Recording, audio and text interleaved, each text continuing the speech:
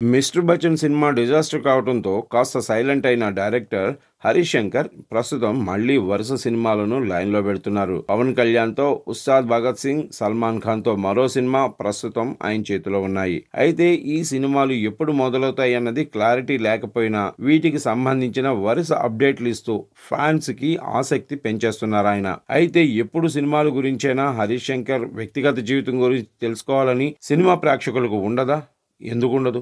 అందుకే తాజాగా ఓ మీడియాకు ఇచ్చిన ఇంటర్వ్యూలో ఆయన తన వ్యక్తిగత జీవితం, కుటుంబ పరిస్థితుల గురించి చెప్పుకొచ్చారు. అవేంటో ఆయన మాటల్లో ఒకసారి విందాం. మాది మధ్యతరగతి కుటుంబం. పిల్లలందరిలోనూ నేనే పెద్దవాణ్ణి.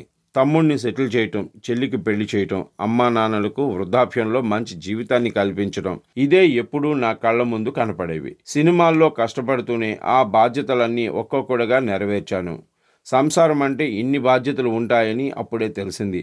ఈ ప్రయాణంలో నా భార్య నాకు ఎంతో మద్దతుగా నిలిచింది. నా జీవితంలో ఇలాంటి బాధ్యతలు వద్దని అనుకున్నా. అందుకే నా భార్య నేను కలిసి కూర్చుని మాకు పిల్లలు వద్దని నిర్ణయించుకున్నాం. ఎందుకంటే పిల్లలు పుట్టిన తర్వాత భార్యాభర్తలు స్వార్థపరులుగా మారిపోతారు. వారి ప్రపంచం కుచించుకుపోతుంది.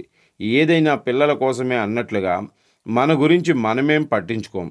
నరేంద్ర మోడీ గారు 3 సార్లు ప్రధానిగా గెలవటానికి ఆయనకు పిల్లలు లేకపోవడమే కారణమని నా అభిప్రాయం. పిల్లలు లేని వారు సమాజం కోసం ఏదైనా చేయాలని తాపత్రయపడుతుంటారు. నా ఉద్దేశంలో 10 మందితో కలిసి చేసుకునేదే పండగ. ఉగాది అంటే ప్రకృతి పండగ. ఇది ప్రకృతికి మనిషికి మధ్య ఉన్న సంబంధాన్ని చెప్పే పండగ.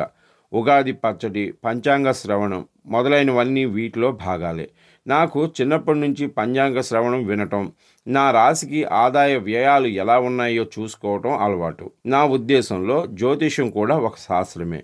మనం పుట్టినప్పుడు గ్రహాలు ఎలా ఉన్నాయనే దాని ఆధారంగా విశ్లేషిస్తే చాలా విషయాలు తెలుస్తాయనేది నేను నమ్ముతాను. శాస్త్రంలో చెప్పింది జరగకపోవటానికి మనమే కారణం అవుతాం తప్ప శాస్త్రం ఎప్పుడూ తప్పు కాదు. ఉగాది పండుగ రోజు అమ్మా నాన్నల దగ్గరికి వెళ్ళి ఆశీర్వాదం తీసుకోవటం అలవాటు. మార్చి 31న నా పుట్టినరోజు. ఈసారి ఉగాది మరుసటి రోజే నా బర్త్డే వచ్చింది. ఆ రోజు ఖచ్చితంగా అమ్మ చేతి వంట రుచి చూడాల్సిందే అని చెప్పుకొచ్చారు హరీష్ శంకర్.